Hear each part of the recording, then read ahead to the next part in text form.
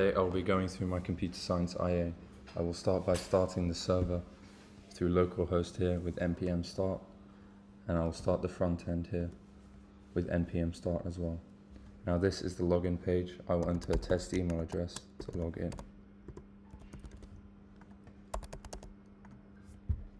This is the take attendance page. Here's the success criteria. The first one, attendance management.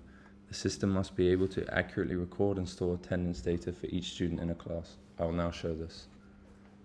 Class, as we can see, attendance history is blank at the moment. Take attendance for class 13A. Present, absent, and let's put a comment on this one, wearing wrong uniform, and I will save this attendance. I will now check in the attendance history, and this attendance has been saved, which shows that I have met the success criteria that the system must be able to record and store attendance for each student in a class. Moving on, student profiles management. Users must have the capability to add new student profiles, edit existing details, and delete profiles as needed. I'll show this now. To create a student here, you fill in all the forms. So test student, I'll put in class 10B and year 10, and then I shall put test values for the rest.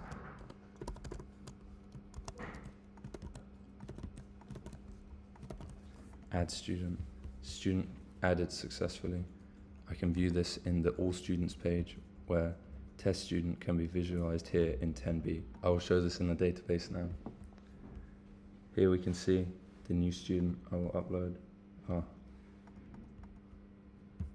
Here we can see at the bottom the new student has been added.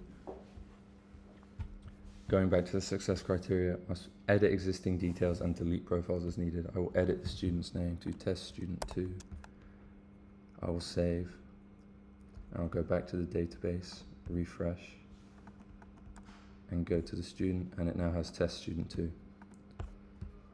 Now to delete the student, I will edit, delete student, confirm, return to all students, and I can show deleted students here, and here we can see test student 2, but I can also restore him here, and the student has been restored. Moving on, bulletin board management. The system should allow users to create posts with text formatting options which can be stored and retrieved by date. I will show this now.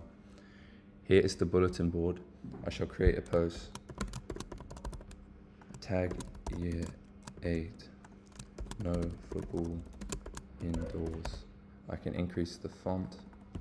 I can change the color to red and the font Times New Roman, and post. Here I can view previous posts from previous days, like here, this post from yesterday, viewed here, and I can go back to today's date and the post is still saved. So I have now shown this. Next part, attendance history access. The system must provide access to attendance history for any student or class, displaying detailed records that include attendance status and any comments made. In attendance history here, this is the attendance I showed earlier. Each student has an attendance status, and this is a comment made, wearing the wrong uniform. I can also export attendance here. When pressed, a attendance file with the date is downloaded from the day. This uses file handling. Next, class list management. The application must maintain a real-time updatable class list that reflects immediate changes when a class is added or removed.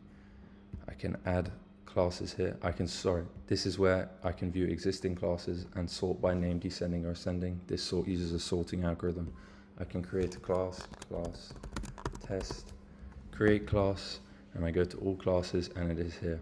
If I then go to the database and press classes and scroll to the bottom, we can see class test. This shows the real-time updating of the database. Last, calendar integration. A calendar view should be integrated into the system, allowing users to navigate through dates to access specific attendance records and bulletins posted on specific days. Although this is not one specific page, there is calendar integration into the attendance history, as we can see here. We go back to attendance on Friday the 1st, we can see here is attendance from that day.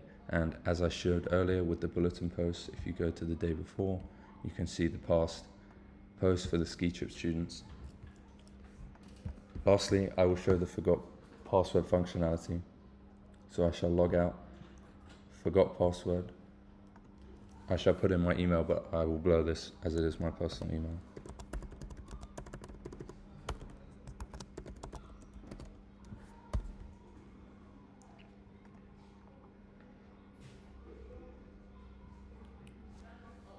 Here's the reset email I received. I'll copy this link and I will paste it. Here I can confirm my new password as ABC, reset password. It has been a success. I'll go to the login page.